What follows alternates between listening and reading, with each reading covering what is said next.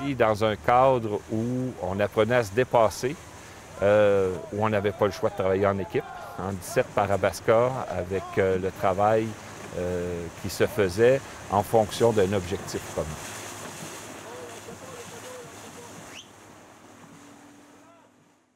Martine Langevin, maintenant à Papineauville, Québec.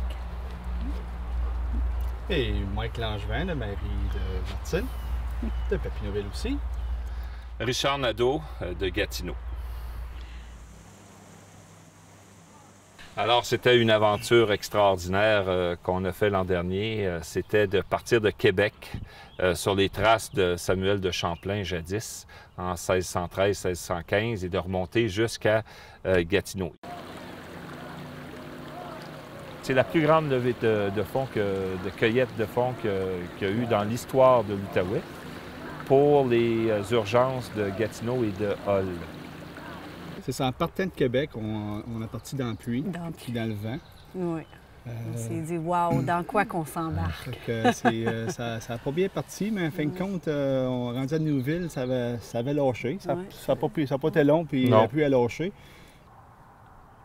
Chaque jour, c'était une expérience différente à vivre aussi. C'était tu sais, quand on dit qu'une journée, c'est du vent dans le dos qui nous ramasse avec la marée qui rentre.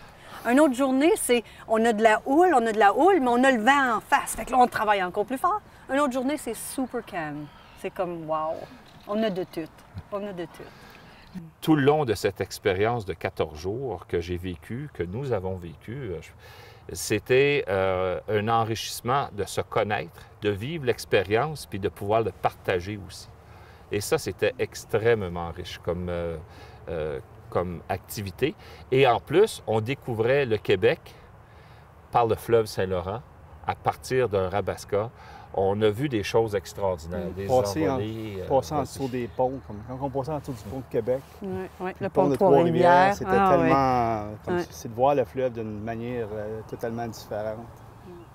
Moi, je me souviens d'un moment donné, on passait près d'un endroit où il y avait des autres herbes, et à un moment donné, on entendait... Et là, on a vu une première outarde sortir, se pointer le cou, s'en aller, d'après moi, chercher le vent, le contrôle du vent. On entendait toujours le deux autres sortir, et le voilier se faisait devant nous. Et ça a duré peut-être 2 minutes où on a essayé nous-mêmes, instinctivement, d'être en communion avec ce... Eux, ils s'en allaient par là, nous, on s'en allait par là, mais n'en demeure de voir la beauté de cette nature-là qu'on ne peut pas voir autrement. Nos équipes ont été formées à partir de l'expérience qu'on avait. Mike, en étant capitaine, savait faire les manœuvres. Il y en avait d'autres, c'était les infirmières. On avait une infirmière dans un Arabasca. On avait d'autres, des bras forts. Beaucoup d'hommes dans les Arabasca. Ouais. Puis c'est là qu'on s'est tous connus dans le bateau, dans le canot, puis on a regardé nos équipes tout le long du parcours. Tout le long du parcours, oui.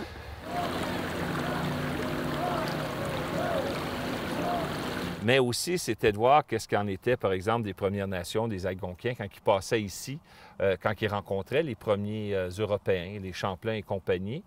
Et aussi, la rivière des Outaouais qui porte le nom d'une nation qui venait faire le commerce dans la région, qui était la nation des Outaouais, dont les Français ont donné le nom à la rivière parce qu'ils rencontraient cette nation-là qui venait d'ailleurs. Dans le journal, l'annonce qui disait « Embarques-tu? » On s'est assis, on a pris un verre de vin, puis en dedans de 15 minutes, on était inscrits. Un des plus grands défis de ma vie, c'était pour faire le vide, mais aussi pour faire le plein. Parce qu'à un moment donné, tu te poses des questions. On est ici pour quoi? Mais on est ici pour un et l'autre. Puis c'est ça qui m'a fait du bien d'avoir fait ce défi-là.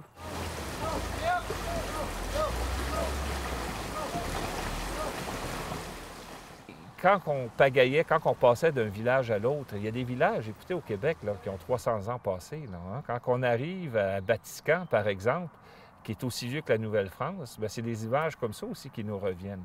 Et quand on arrive dans la région ici, puis on passe à la chasse-galerie, le canot, qu'est-ce que ça représente, comment que ça rentre dans l'imaginaire des gens à l'époque et qui fait encore partie de nos références historiques, culturelles, puis qui nous identifient. Il y a tout le long du fleuve, tout le long des cours d'eau, et Dieu sait que c'était le chemin pour aller d'un endroit à l'autre, c'était les grands boulevards qui étaient explorés de cette façon.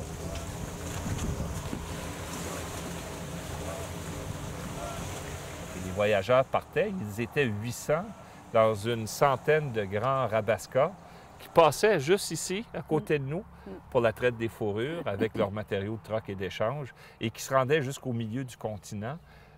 Ça fait rêver, ça fait beaucoup rêver.